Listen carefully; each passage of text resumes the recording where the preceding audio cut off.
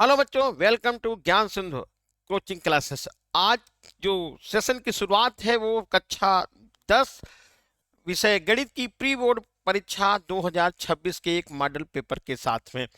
तो पहला क्वेश्चन आपके स्क्रीन पे है और इसका आंसर आपको कमेंट बॉक्स में देना है। तो क्या है पहला क्वेश्चन, जरा देखते हैं।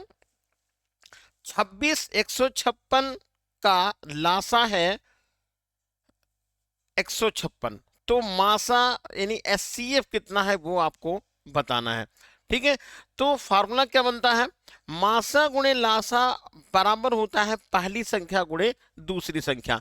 ठीक है, तो यहां पर सूत्र लिख लीजिए भाई, मासा गुणे लासा। तो मासा कितना है, एचसीएफ कितना निकालना है, तो आप यहां पर मासा लिख लेते हैं। गुणे लासा कितना है, 156 156 है, ये हो जाएगा। पहली संख्या कितनी हो गई, 26 है, दूसरी कितनी है, 156। बहुत आसान क्वेश्चन है, बस केवल आंसर लिखना ही समझ लीजिए बाकी था। पहले क्वेश्चन का आंसर हो गया बी ऑप्शन 26। अगला क्वेश्चन आता है सेकंड। सेकंड क्वेश्चन थोड़ा सा मुश्किल हो सकता है।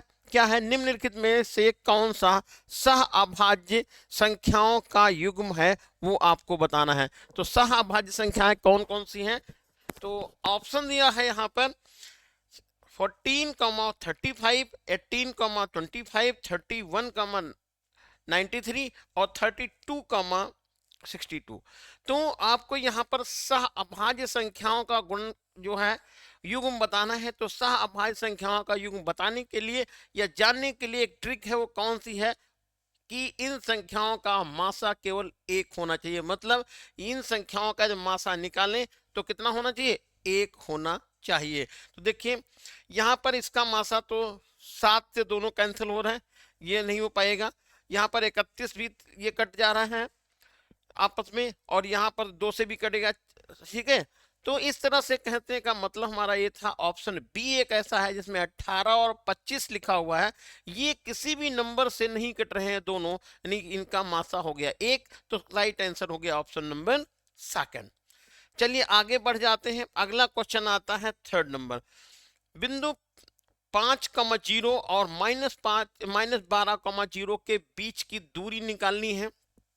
तो क्या करिए, सबसे पहले आप यहाँ पर x1 लिख जाइएगा, y1 लिखिएगा, x2 लिखिएगा और y2 लिखिएगा। दो बिंदुओं के बीच की दूरी आपको पता है d equal x1 minus x2 का होल स्क्वायर। x1 कितना, x1 है 5 और x2 कितना है -12। तो x1 plus x2, x1 plus x2, तो ये हो जाएगा 5।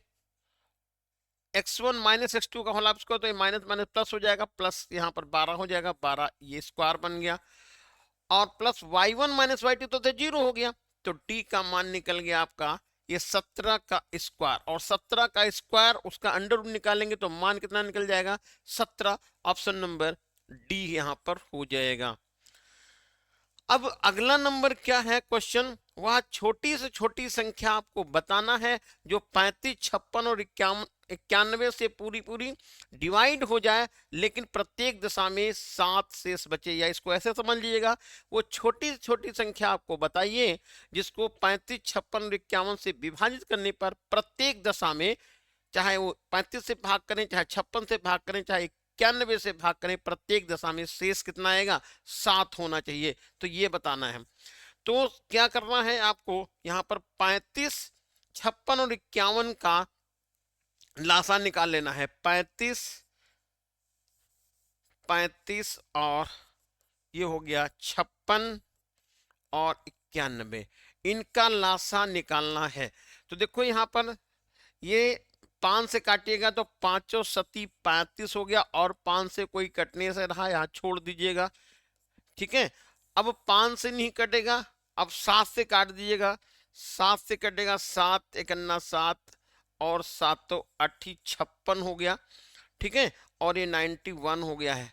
अब चाहे इसको 8 से ही काट दिए, क्योंकि और नंबर कोई कैंसिल हो नहीं रहा है, तो बस सीधे यहाँ पर 8 से लिखेंगे तो ये हो गया, और ये भी आपका एक निकल गया, यहाँ पर एक हो गया।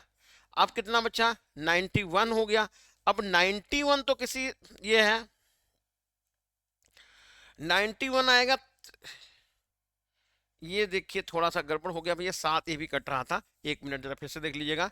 35 ये लिख लीजिएगा, और ये 56 हो जाएगा, और 91 कर लीजिएगा। ठीक है, तो 7 से देखिए, पहले तो 5 से देखिए काट देंगे, 5 सत्ती 35 हो गया, और 56 और ये 91 तो जस का तस रह जाएगा। ठीक है, अब 5 से काटने के बाद यदि यहाँ पर देखें तो भी ये 2 से 4 से काट दीजिएगा, या चलिए सीधे 7 से काटिएगा, 7 से तो ठीक रहेगा। 7 करना, 7 7 तो 8 56 हो गया, और 13 सती 91 होता है, यहाँ पर एक गलती हुई थी, ये 13 इधर मिल गया। ठीक है, अब इसको 8 से कैंसिल कर दीजिएगा, तो 8 से ये हो गया, ये भी 8 हो गया, और ये आया 13। अब लास्ट में केवल बचा 13, ये हो गया है 8, और ये बच्चा 13। 13 से ये सब कैंसिल हो गया। ठीक है, तो 7 तो 35, 35 का गुणा करेंगे 8 से, तो 8 पंचे 40 हो जाएगा, ये 0 आ जाएगा, और 8 तो 24, और 4 होते हैं 28। 13 से यहाँ पर गुणा कर लेंगे, 13 0 0, 13 104 हो गया है, हासिल 10 चला गया, 13 दूना 26, और 10 36 हो गया है।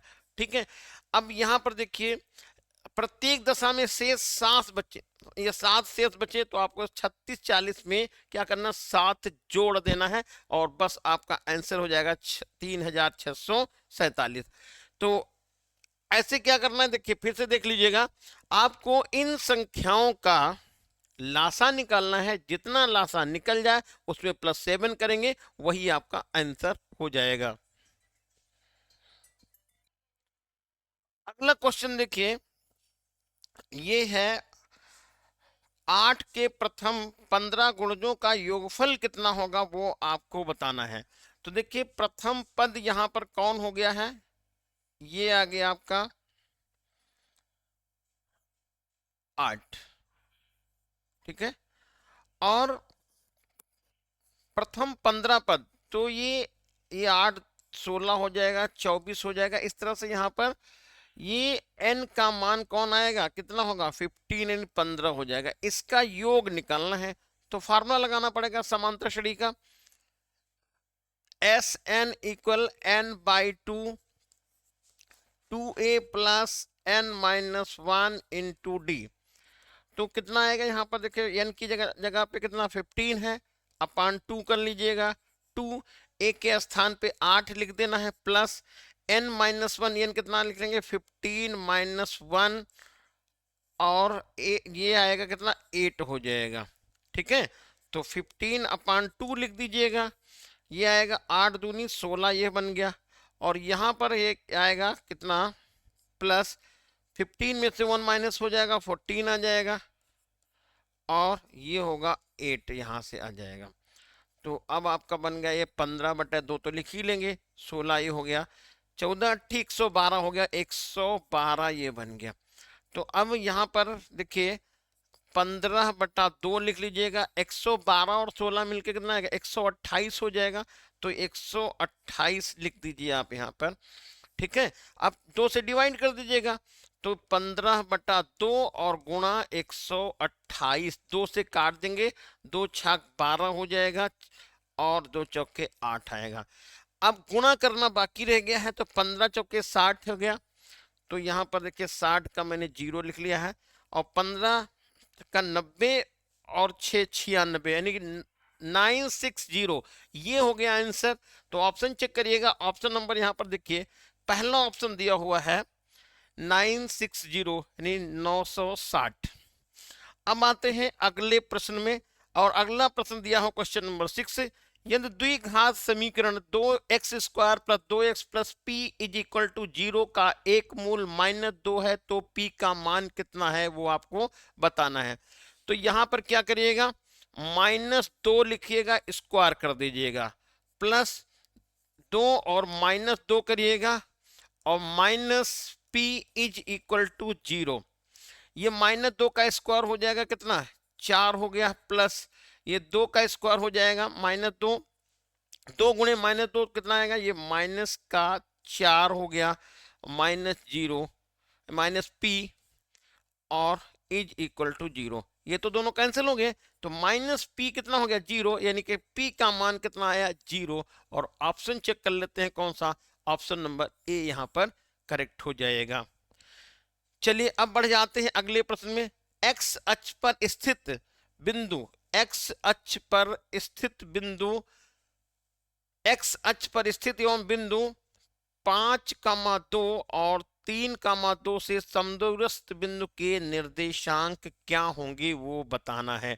तो देखो एक्स अक्ष पर कोई बिंदु स्थित होगा तो y का मान 0 हो जाएगा, तो y का मान 0 तो नहीं, हमारा ऑप्शन बी और सी तो होगा नहीं, चाहे ये ए सही हो चाहे ये डी सही हो। अब ये निकालना है, तो समदूरस्थ होगा, तो पहले यहां पर बना लेते हैं, ये हम ऐसे दो बिंदु, कौन से 5,2, दूसरा होगा कौन सा 3,2।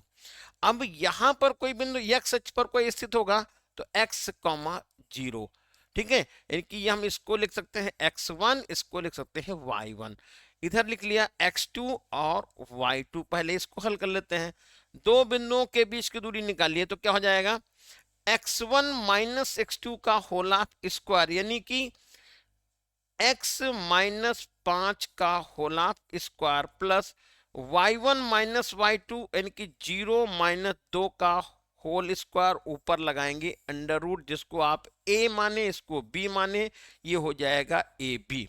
ठीक है, अब इसी तरह से आप यहां पर c लिख लीजिएगा और ac की वैल्यू पता करिएगा, तो ac इज इक्वल टू हो जाएगा अंडर रूट x माइनस 3 का स्क्वायर कर दीजिए प्लस 0 माइनस 2 का स्क्वायर कर दीजिए, 0 माइनस 2 का स्क्वायर हो गया, 0 माइनस 2 का स्क्वायर। ठीक है, अब ये दोनों आपस में क्या है, बराबर हैं, तो यहां लिख लेते हैं कितना, जब दोनों बराबर थे दोनों स्क्वायर भी कर दिया, तो मैंने यहां पर जब स्क्वायर किया दोनों का अंडर रूट निकल गया, ये हट गया, तो x माइनस 5 का स्क्वायर ये हो गया और प्लस हुआ 4 is equal to x minus 3 का स्क्वायर और प्लस हो गया 4, ये 4 से 4 कैंसिल हो गया। ठीक है, अब देखिए क्या है, इसको एक तरफ पक्षांतर कर लीजिएगा, तो x माइनस 5 का स्क्वायर माइनस x माइनस 3 का स्क्वायर इज इक्वल टू 0। वर्गों का अंतर है, एक में आप जोड़ दीजिएगा एक में घटा दीजिएगा, तो जोड़ेंगे तो क्या बनेगा, ये होगा x minus 5 plus x minus 3 और घटाएंगे तो क्या बन जाएगा x माइनस 5 और ये होगा माइनस एक्स प्लस 3, तो माइनस एक्स और प्लस 3 इज इक्वल टू 0। यहां पर देखिए x और x मिलके कितना हो गया, 2x माइनस 8 हो गया, 2x माइनस 8 एक ब्रैकेट में, और यहां से x और x कैंसिल हो गया और बचा ये आपका -5 और 2 जुड़ेगा तो माइनस का 2 हो जाएगा, तो गुणे में माइनस का 2 यहां लिख लिया इज इक्वल टू 0 हो गया। तो अब इसको इधर भेज दीजिएगा तो 0 बेटे में चला जाएगा, तो होगा 2x minus 8 is equal to 0, तो ये होगा 2x इज इक्वल टू 8, भाग करिए तो 4 निकल जाएगा, x का मान कितना होगा 4।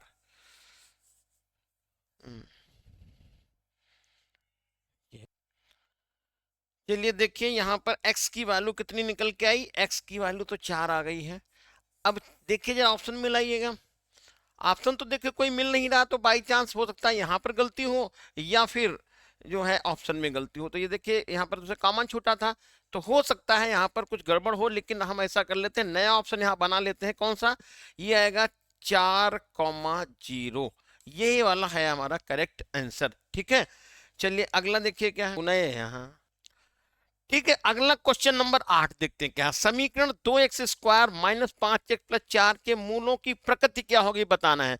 तो देखो यहां पर क्या करिए, आप a लिख लीजिए, a लिखेगा मतलब a का मान है कितना बेटा, a का मान है 2, चलिए लिखिएगा, b का मान कितना माइनस का 5 है, माइनस का 5 लिख दीजिए, b माइनस 5 हो गया, और c कितना है बी हो गया -5 और सी कितना हो गया 4। अब लगा दीजिए विविध कर, मतलब बी स्क्वायर -4ac, तो बी स्क्वायर -4ac कितना मान आएगा?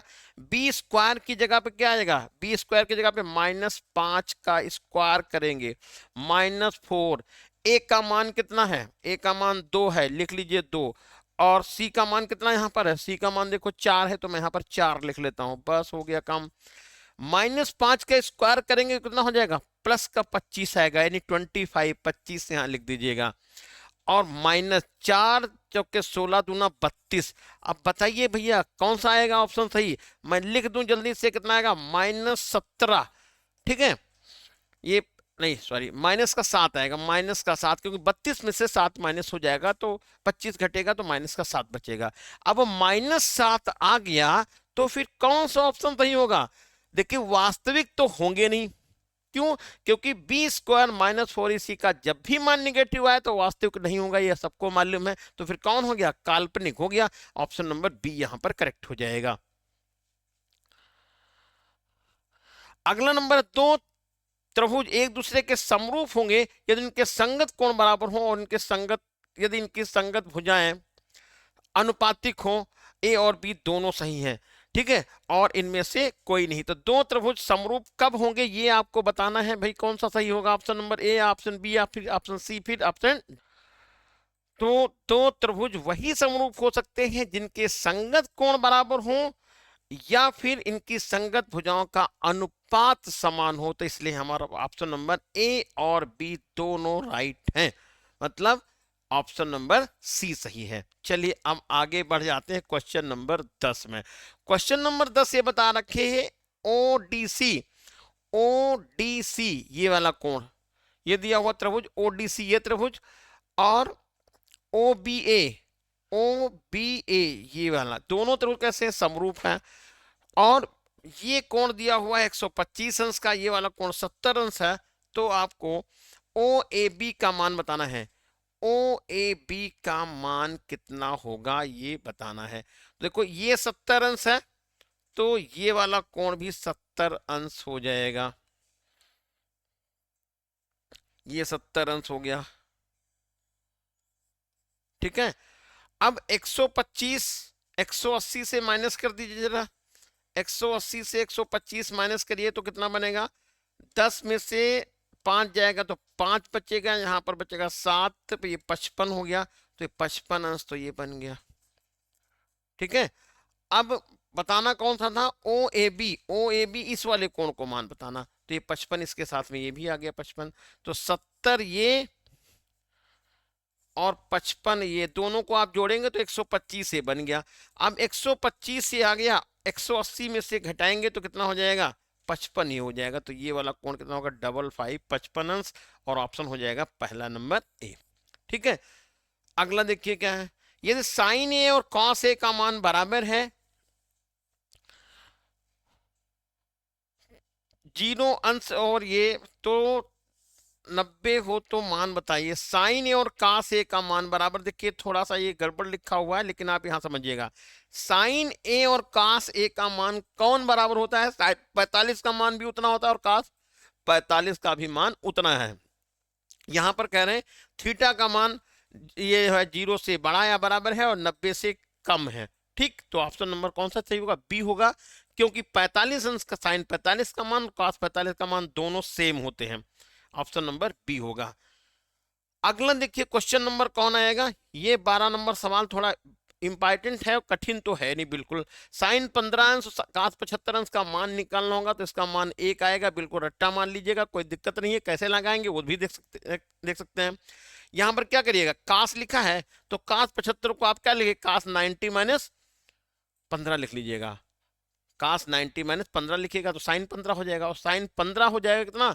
साइन 15 ऊपर लिखा, कैंसिल करके आंसर 1 ले आएंगे। अगला नंबर क्या दिया हुआ यहां देखिएगा, sign theta minus cos theta की वैल्यू 0 है, तो साइन की पावर 4 थीटा प्लस कॉस की पावर 4 थीटा की वैल्यू कितनी है वो आपको निकालना है। देखिए ये सवाल को विशेष रूप से ध्यान रखिएगा, नहीं तो गलत होने के चांसेस पूरे पूरे हैं। आप लोग बताएंगे सर आपने एक तो गलत बता दिया, इसलिए हम पहले इसको आगाह कर देते हैं। हमारे सवाल को ढंग से समझिएगा, फिर कमेंट बॉक्स में आंसर पास करिएगा। यहां पर क्या लिखा था, sine theta minus cos theta is equal to 0, तो लिख लेते हैं, बिल्कुल कोई दिक्कत नहीं है। यहां पर लिख लीजिएगा sine theta is equal to cos theta, क्योंकि मैंने पक्षांतर कर लिया है।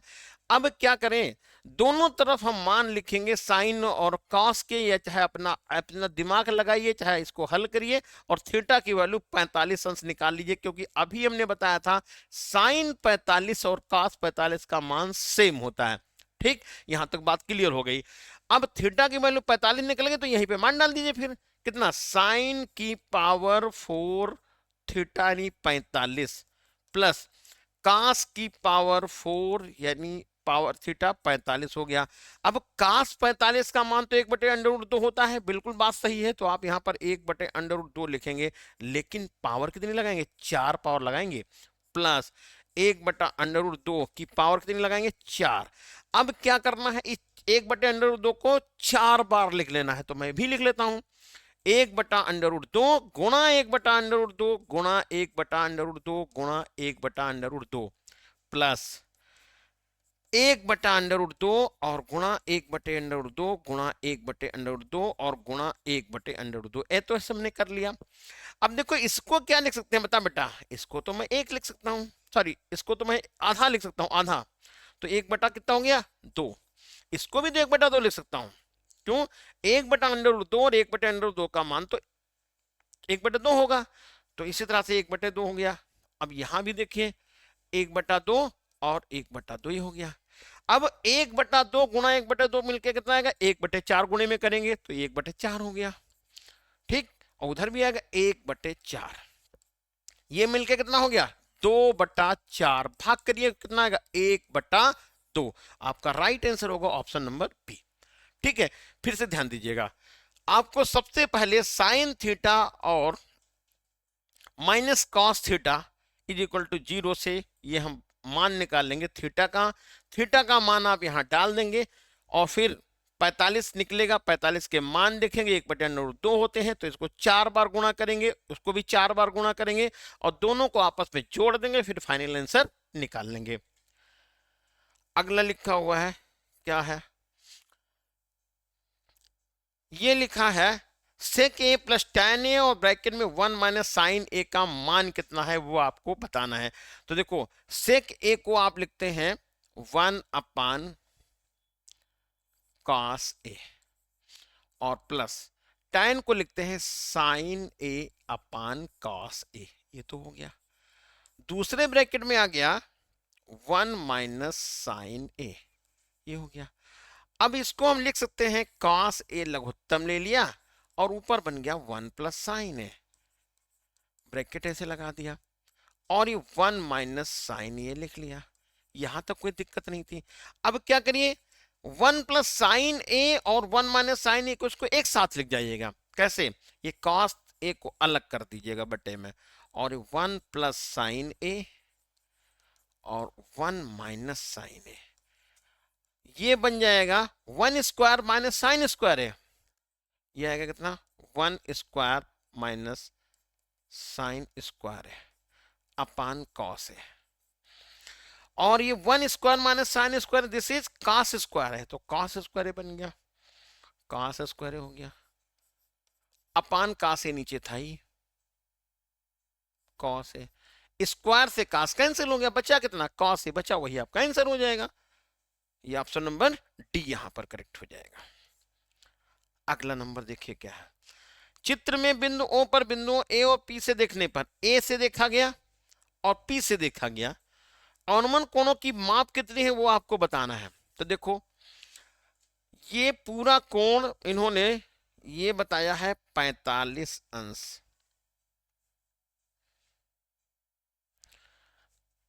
इसको हम क्लियर करते हैं, ये वाला पूरा कोण 45 अंश है। अनुमान कोण की बात करेंगे तो ये ऐसे होगा कुछ, ये वाला कोण कितने अंश हो जाएगा, 30 अंश, क्योंकि 60 नीचे बताया है, तो 30 अंश, तो इतना कोण 30 अंश हो गया, ये 30 अंश हो गया। ठीक, और दूसरा तो 45 दिया ही है, ये वाला कौन 45, तो ये तो 45 होगा, ये 45 हो जाएगा। तो ए कोण कितना बनाएगा 45 और बी कितना बनाएगा 30 बनाएगा।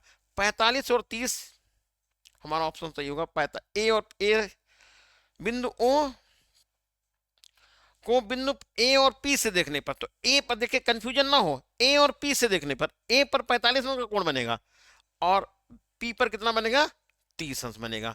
तो 45 और 30 ये ऑप्शन नंबर ए सही, बी सही है, ए नहीं सही है। क्यों? क्योंकि आपसे ए से तथा पी से कहा गया है, ए से पहले देखा गया और पी से बाद को देखा गया। तो पहले कोण कौन सा बनेगा, ये 45 होगा, दूसरे का 30 हो जाएगा।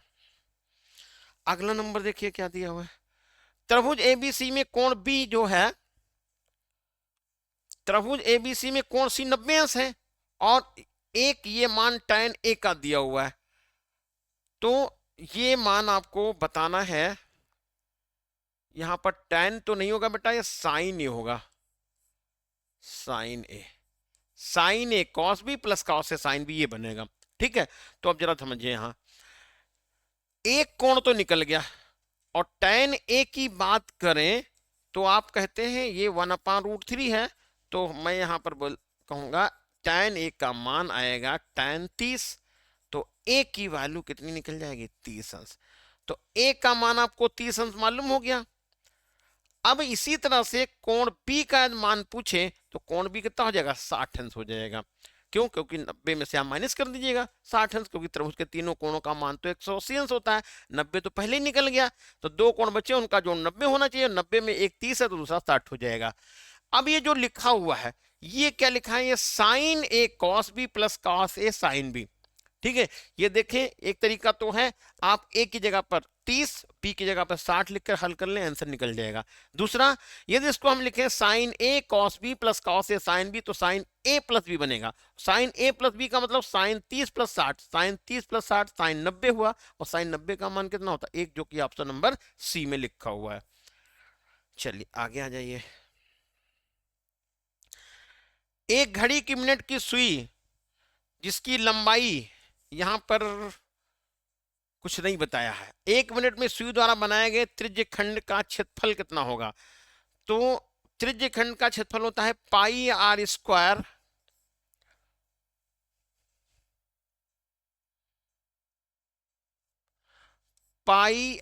स्क्वायर गुणा थीटा बटे 360। ठीक है, और मिनट वाली सुई द्वारा 1 मिनट में ये कहा गया है, तो 1 मिनट में कितना कोण बनेगा ये निकालना है। ठीक है, तो अब यहां पर देखिए कुछ समय निश्चित नहीं है, तो जितना समय होगा उसी के अनुसार देखिए 5 मिनट में क्या होगा, वो 30 अंश जाएगा, 10 मिनट में 60 अंश और 15 मिनट में 90 अंश। ठीक है, तो जितने अंश जितने मिनट यहां पर होगा, ठीक है, उसी के अकॉर्डिंग आपको मान डालना है थीटा का और आंसर पता कर लेना है।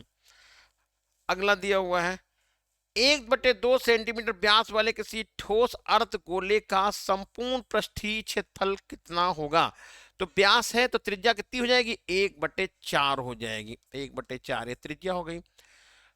अर्धगोले का संपूर्ण पृष्ठीय क्षेत्रफल होता है 3 पाई आर स्क्वायर, तो 3 पाई आर की जगह पे 1/4 का स्क्वायर कर दीजिएगा, 3 पाई बटे 16, 3 पाई बटे 16, और ये हो जाएगा सेंटीमीटर स्क्वायर। ये हो गया आपका आंसर, ऑप्शन नंबर बी।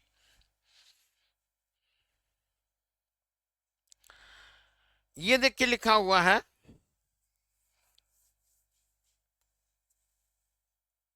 किसी बारंबारता बंटन के लिए माध्य और माध्यक दिया हुआ है, तो बहुलक का मान बताइए। तो बहुलक का मान क्या होगा, देखिए यहां पर एक सूत्र होता है,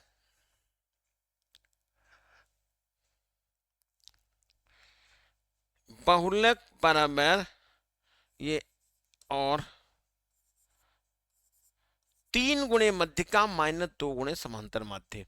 ठीक है, तो माध्य दिया हुआ है ये और माध्यक मध्य का दे रखी है, तो z का मान, तो z यहां लिख लीजिएगा 3 गुणे, ये माध्यक कितना है 25.8 है, इसमें से 2 गुणा, और माध्य है 26.1 गुणा 2 कर लीजिएगा। तो जेड का मान लिखिए, 3 24 के 4 हासिल मिल गए 2, 3 पचे 15 और 2 17 हासिल 1 हो गया, 3 दूनी 6 और 1 7 हो गया, ये आ गया सर 77.4 और ये आ जाएगा 252.2 हो जाएगा। ठीक है, तो जरा घटा दीजिएगा, तो 4 में से 2 जाएगा 2 बचेगा, और यहाँ पर 7 में से 2 जाएगा 5 बच जाएगा, और 7 में से 5 जाएगा 2, 25.2 हमारा आंसर आ जाएगा। इसलिए यहाँ पर आंसर मिलेगा कौन सा, ऑप्शन नंबर सी।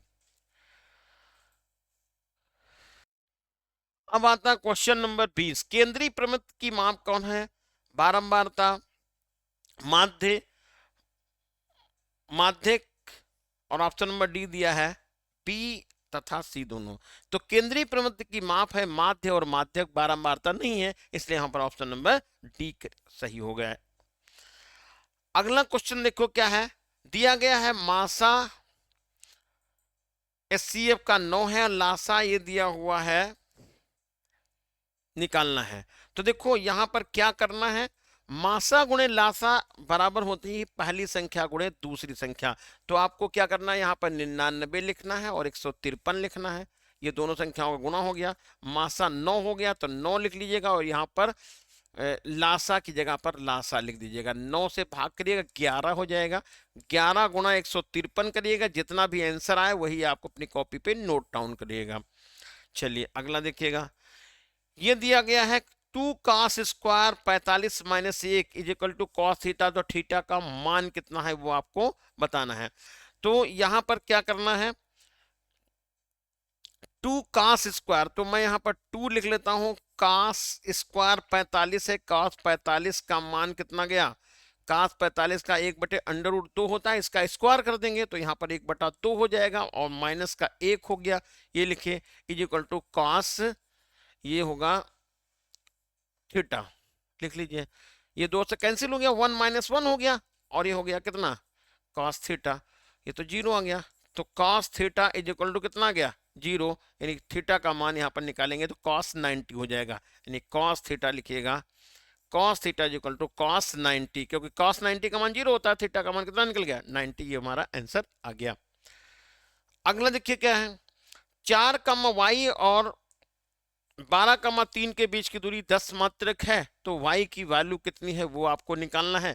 तो यहां पर क्या करिए, देखो इसको आप x1 मान लीजिएगा, y1 मानिएगा, x2 और y2 मानिएगा, d यहां से दिया हुआ है, फार्मूला यहां लिख ही देते हैं। मैं d का मान होता है √x1 माइनस x2 का whole of square plus y1 minus y2 का होल ऑफ स्क्वायर।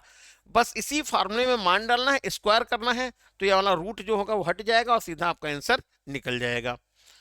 अगला नंबर क्या दिया हुआ है, x और y दो बिंदुओं 3,6 माइनस 3,4 से समदूरस्थ है, तो x y में क्या रिलेशन वो दिखाना। सवाल ऑप्शन में मैंने अभी लगाया था, उसी को आप देख के लगा लीजिएगा, आराम से लग जाएगा। एक लंबवृत्तीय शंकु के आधार की त्रिज्या मालूम, ऊंचाई मालूम, शंकु का आयतन निकालना। शंकु के आयतन का फार्मूला तो आपको सबको पता है, मैं यहाँ लिखे देता हूँ। शंकु के आयतन का फार्मूला होता है 1/3 पाई r स्क्वायर h। ठीक है, तो यहाँ पर त्रिज्या की जगह पर r का मान लिखना है 3.5, ऊंचाई की जगह पे कितना लिखना है 12, और मान डाल के सीधा आंसर यहाँ से निकाल लीजिएगा। निम्नलिखित सारणी का माध्य निकालना है, तो माध्य यानी समांतर मान निकालने के लिए क्या करते हैं, एक नया कॉलम बना लेते हैं, कौन सा, मध्यमान का। मध्यमान कहां से लेके आएंगे वो जरा समझिएगा। इन दोनों को जोड़ेंगे और आधा करेंगे तो कितना हो जाएगा, 5 हो जाएगा। इन दोनों को जोड़ेंगे तो 5 10 30, ये 15 हो गया। अब 10 का अंतर इसमें है तो 10 का इसमें भी अंतर करते चले जाओ, ये हो गया 25 और ये होगा 35, ये हो जाएगा 45। अब क्या करना है, अगला कॉलम यहाँ और बना लेते हैं एक और, कौन सा, ये बारंबारता यफ है। अगला कॉलम यफ इंटू एक्स, जैसे नाम से ही आप जान गए। इन दोनों का गुणा करके 15 ये लिखना है, और 150 ये लिख देना है, और 11 और का गुणा करें, 11 × 5 = 55 हो गया, 11 दूना 22 और 5 27 हो गया। ठीक है, 35 का 9 से गुणा कर लेंगे, 9 × 5 = 45 के 5 हासिल मिल गया 4, 9 × 27, 4 × 31 होता है, 315 लिख गया।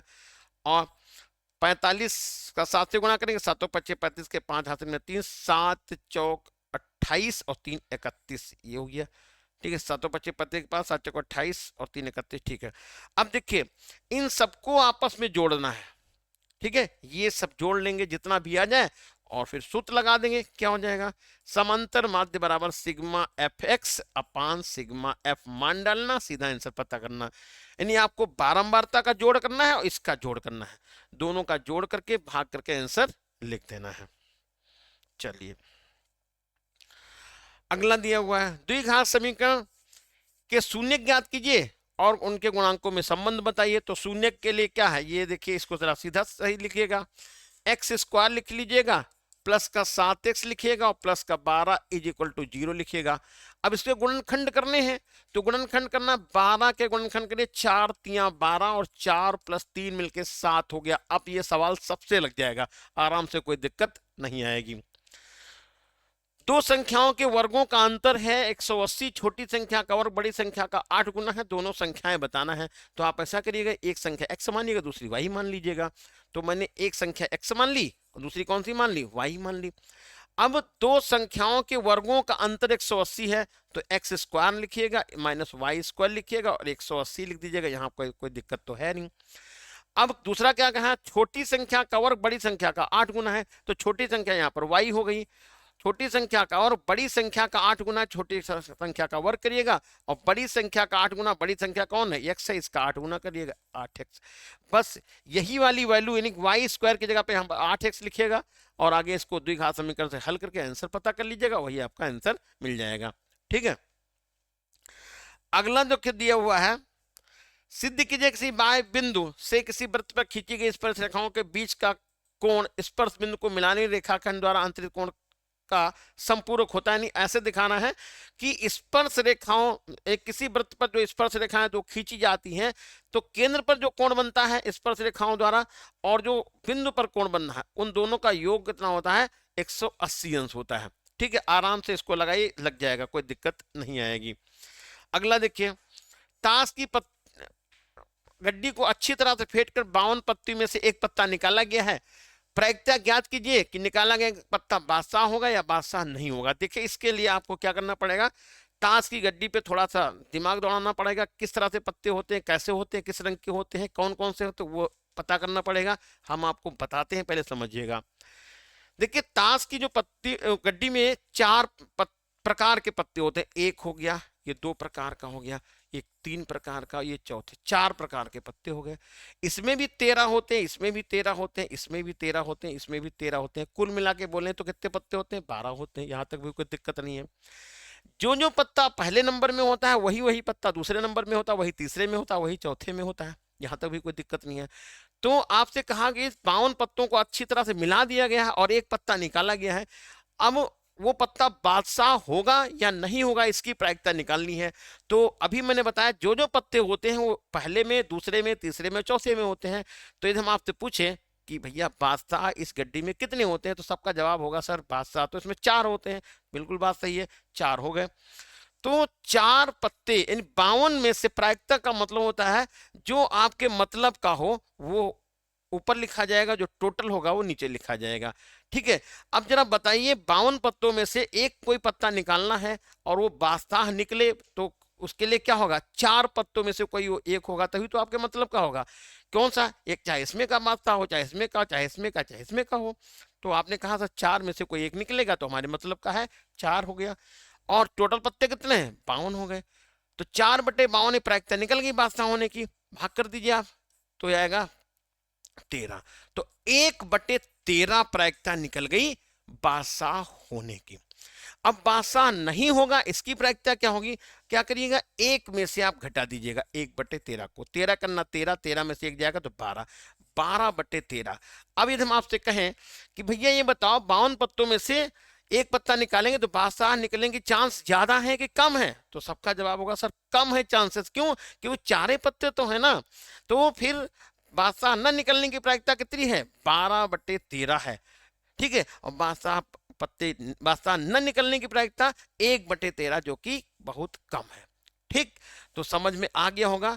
तो इसका आंसर हमारा क्या होगा, पहले का 1/12 होगा और दूसरे का 1/13 होगा और दूसरे का कितना होगा 12/13। देखिए दोनों को जोड़ दिया जाए तो मान 1 होगा, ये भी बात ध्यान रखना है। कैसे? जैसे 12/13 और 1/13 को ऐड करें तो कितना आएगा? 13/13। बस हो गया। ठीक है, अगला देखिए, इसमें देखिए माध्यक निकालना है तो आपको मध्यिका निकालनी है। मध्यिका निकालने के लिए संचयी बारंबारता निकालनी पड़ेगी, फिर आपको पदों के योग को देखना पड़ेगा कि संचयी बारंबारता में आ रहा है, उस आधार पे आप सूत्र लगाएंगे और हल करके आंसर पता करेंगे। अगला, निम्नलिखित समीकरणों के युग्म को हल करिए। तो देखिए ये समीकरण एक युग्म तो थोड़ा ठीक लिखा है, एक थोड़ा गड़बड़ लिखा है, उसको सही कर लीजिएगा। पहला तो क्या लिखा है? 3x लिखा हुआ है, -5y लिखा और बराबर हम 4 लिख लेते, पक्षांतर कर देते उधर से। ये है 9x, -2y करिएगा, ये 7 कर लीजिएगा। देखिए यदि आप देखते हैं तो x और y के कोई गुणांक बराबर नहीं है, तो आपका पहला काम होगा x और y में से किसी एक के गुणांक बराबर करेंगे। यहां पर देखिए 3 दिख रहा है, यहां पर 9 दिख रहा है, तो आपको क्या करना है? इस समीकरण को 3 से यदि हम गुणा कर लेते हैं तो हमारे पास आ जाता है 9x -15y और ये हो जाएगा 4 तिया 12। अब देखिए 9x दोनों हो गए, चिन्ह समान है तो घटाने पर लिख दीजिएगा। जब घटाने पर लिखेंगे तो चिन्ह मैं बदलूंगा, यहां पर लिखेंगे घटाने पर। घटाने पर माइनस प्लस माइनस ये तो कैंसिल हो गया। अब +5 15 है और माइनस का 2 घटाएंगे तो माइनस का 13 आएगा। ऐसे हल करके y की वैल्यू पता करेंगे, जब y निकल जाए तो x की वैल्यू मालूम कर लेंगे, वही आपका आंसर हो जाएगा। अगला नंबर देखिए क्या कह रहे हैं,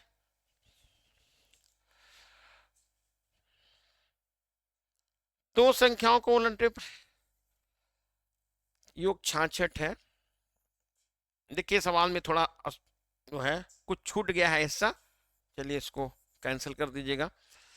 एक मंदिर की ऊंचाई 15 मीटर है, मंदिर के शीर्ष से सड़क के दूसरी तरफ बने भवन का उन्नयन कोण 30 अंश है, भवन के पाद का उन्नयन कोण 45 अंश है, तो सिद्ध कीजिए भवन की ऊंचाई क्या है।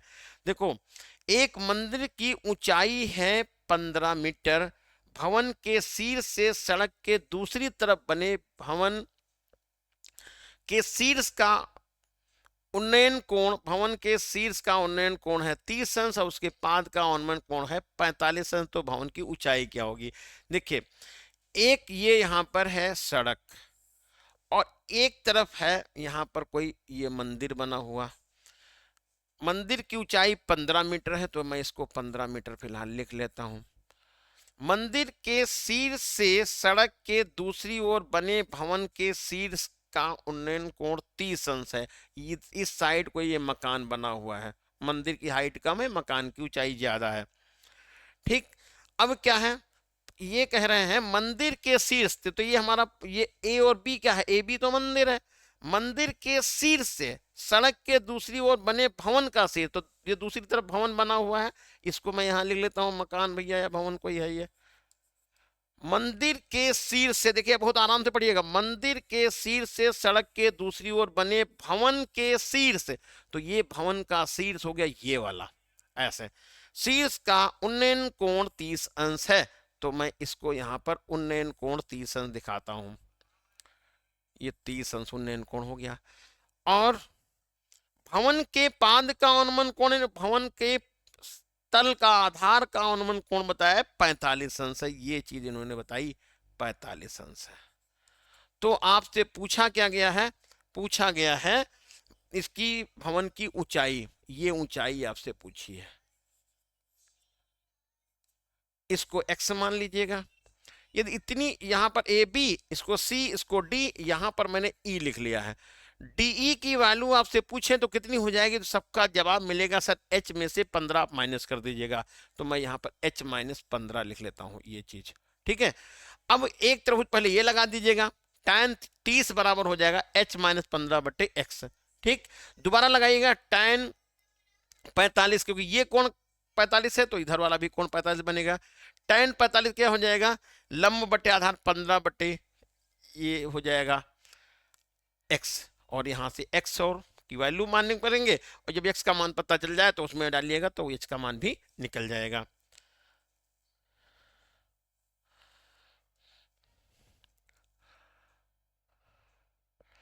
एक ठोस शंकु के आकार का है, एक ठोस शंकु के आकार का है जो समान आधार की त्रिज्या के अर्धगोले पर अध्यारोपित है। अर्धगोले का वक्रपृष्ठ शंकु के गोले का वक्रपृष्ठ समान है, तो शंकु की त्रिज्या और ऊंचाई क्या होगी वो आपको बताना है। तो देखिए यहाँ पर कहा है एक ठोस शंकु के आकार का है जो समान आधार और समान त्रिज्या के अर्धगोले पर अध्यारोपित है, यानी कि ऐसे इन्होंने बता रखा कुछ ये वाला ऐसे बता दिया। अर्धगोले का वक्रपृष्ठ, तो अर्धगोले का वक्रपृष्ठ कितना होगा 2 पाई आर स्क्वायर, और शंकु का वक्रपृष्ठ होता है पाई आर एल, ये दोनों समान है। ठीक है, तो अनुपात आपको बताना है शंकु की त्रिज्या और ऊंचाई यानी तिर्यक ऊंचाई में। देखो ये हो जाएगा, अरे तो यहां लिखिएगा पाई से पाई कैंसिल करिए, स्क्वायर से ये कट गया। ठीक है, तो इधर 2r इक्वल एल हो गया, 2r इक्वल एल। तो शंकु की त्रिज्या और तिरछी ऊंचाई यहां पर लिखी जाएगी, तिरछी ऊंचाई, तो r अपान एल, ये होगा r अपान एल इक्वल 1/2, यही हो जाएगा आपका आंसर। अगला क्वेश्चन क्या है, 21 सेंटीमीटर त्रिज्या वाले वृत्त का एक चाप केंद्र पर 60 अंश का कोण अंतरित करता है। चाप द्वारा बने त्रिज्य खंड का क्षेत्रफल क्या है वो आपको निकालना है। तो त्रिज्य खंड का क्षेत्रफल होता है फार्मूला पाई आर स्क्वायर गुणा थीटा बटा 360। ठीक है, तो त्रिज्या कितनी लिखिएगा 21, तो आर का मान 21 लिख दीजिएगा और थीटा की जगह पे 60 अंश लिखिएगा और हल करके आंसर आप यहां से निकाल लीजिएगा। तो इस तरह से ये पूरा पेपर हल करा दिया है मैंने, अधिकांश भाग, कुछ थोड़ा बहुत छोड़ा है वो आपके लिए। तो फिर यहीं पे इस सेशन को वाइंड अप करते हैं, मिलते हैं फिर नेक्स्ट सेशन में। जय हिंद।